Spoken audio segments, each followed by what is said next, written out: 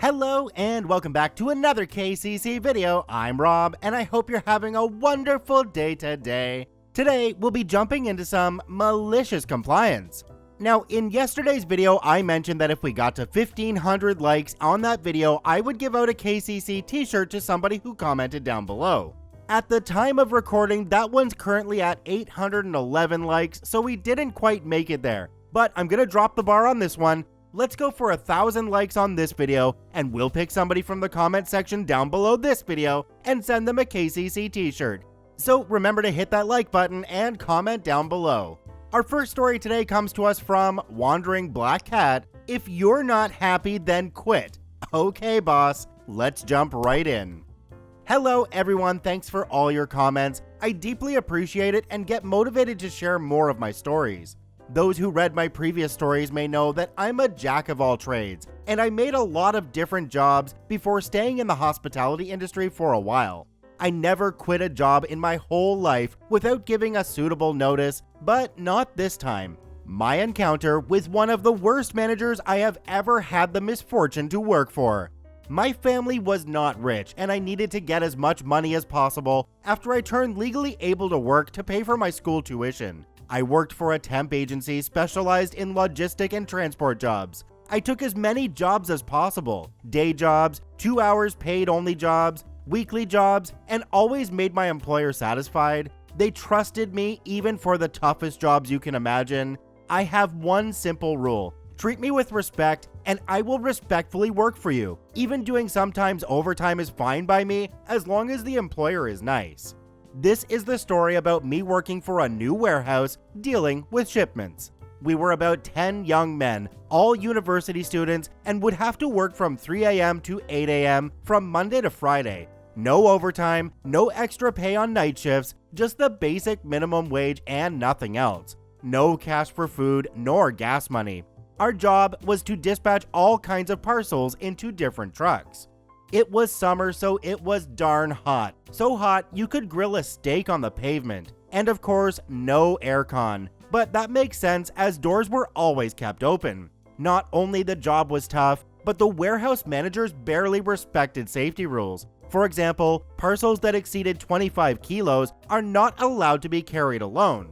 When one of us dared to tell the aisle manager, let's call him Butthole, that it was way too heavy to lift alone, he would just say, "Don't be a pea. Everyone here is doing the same job. If they can lift it, you can do it. And if you're not happy about it, just leave. You're not irreplaceable." He kept yelling the same things over and over in that small warehouse. We were all assigned to a different gate, therefore we were all working alone, but not too far from each other. Days were always busy, and we could only have 5-minute breaks for a quick shot in the toilets or a quick smoke. The worst was for the people assigned at the bottom end of the warehouse. They literally had to run the whole way if they wanted to take a trip to the washroom. Worst thing, Butthole barely helped anyone on the floor. He just spent his time walking around and yelling, "Don't forget, you're not irreplaceable. There are plenty of people begging for a job outside, willing to take your place." And the one I hated the most, "If you're not happy, then leave." The job was already painful enough, why did he need to make it more annoying? Sometimes parcels could barely fit inside a truck as it was getting fully loaded. Butthole would usually yell at us for being incompetent and would literally kick parcels, smashing the contents to make it fit inside the truck, and proudly say, "You see, how can this be that complicated?" The icing on the cake was one night. We arrived as always at 2:45 a.m., all of us feeling asleep and no one to open the gate for us. We waited until 3:30 until Butthole arrived and straight away yelled on us. "What the hell are you doing here?" "Well, we are here to work. The trucks have been delayed. No need for you to be here. Get back home." "Are we still going to be paid? We showed up. No one told us not to come." He smugged. "Why would you be paid? You are not working. Now get back home and no need to come unless we call you." We were stunned and darn furious. As Butthole left, we all agreed on a few things. Here is where the revenge starts. No one showed at work the next day. I received a call from an angry Butthole at 3:30. "Where the hell are you? There is work to be done. You told us not to come in unless you'd called us." "Then what do you think I'm doing right now? Get the heck up and get here." I'm sorry, butthole, but you are not my employer. I'm employed by temp agency name. Therefore, all shifts must be confirmed by my employer before allowing me to go on site. The office opens at 8:30, so please call them and they will call me. I hung up.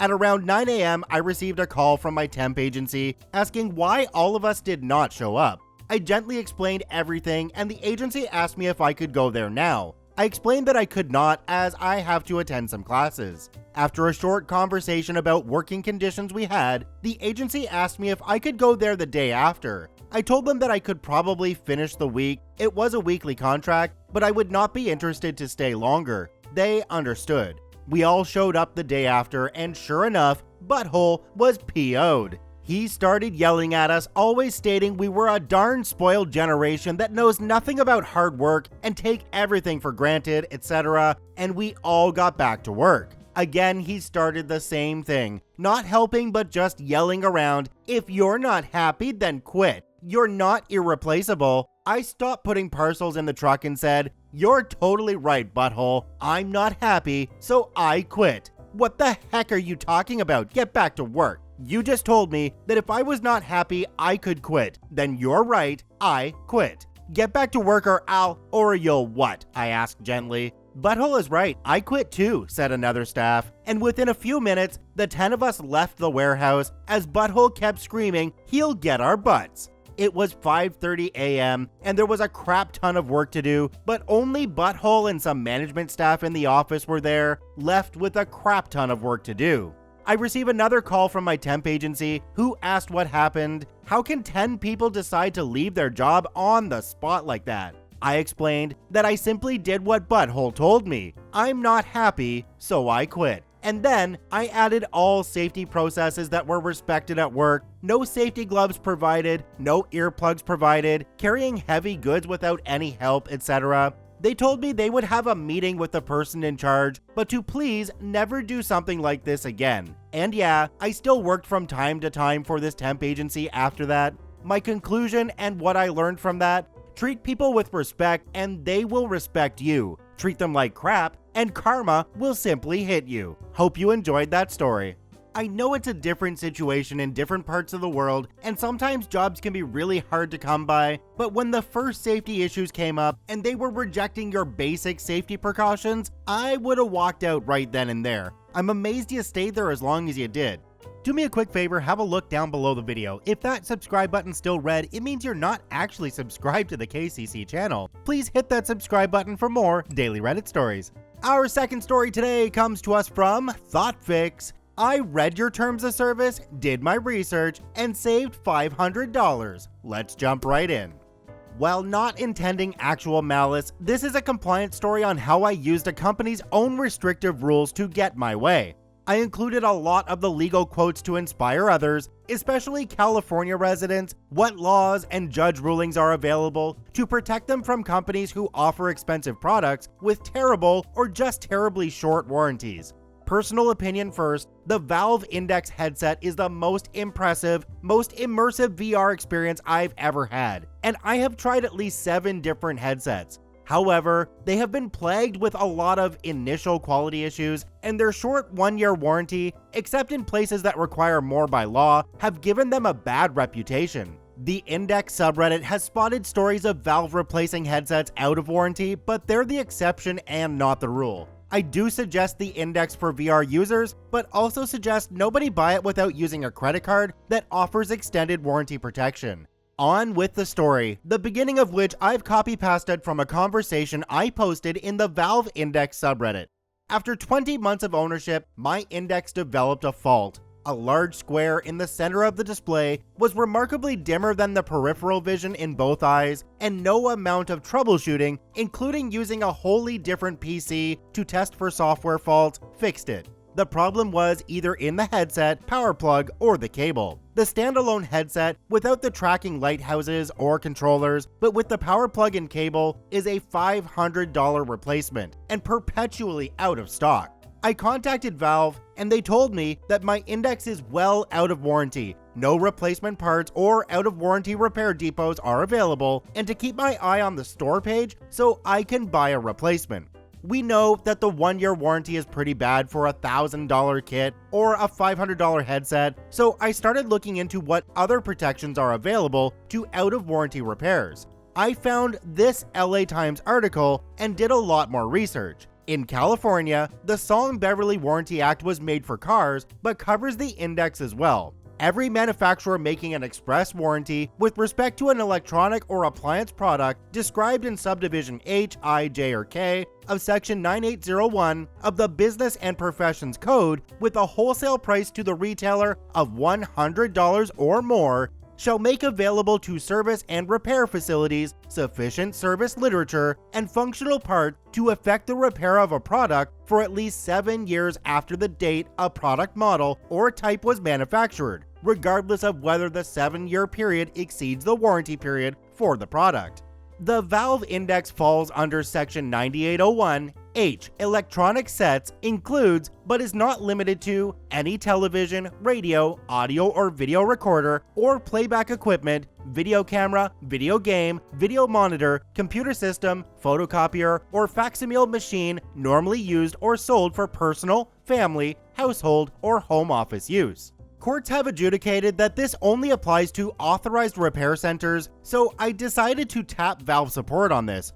First, I asked if they could sell me a replacement controller board, but they said no, they do not sell repair parts. Then, I asked if they had any authorized repair centers to whom I can send the headset for repair, or how someone could be authorized as an independent repair facility. They said no, they have no information on this. Then, I informed them of their responsibility in the above laws and got no reply since then for a couple weeks. This is the same loophole that phone makers and other electronic manufacturers have been using for a long time to avoid right to repair. By never authorizing any service center, they do not have to make parts or literature for repairs.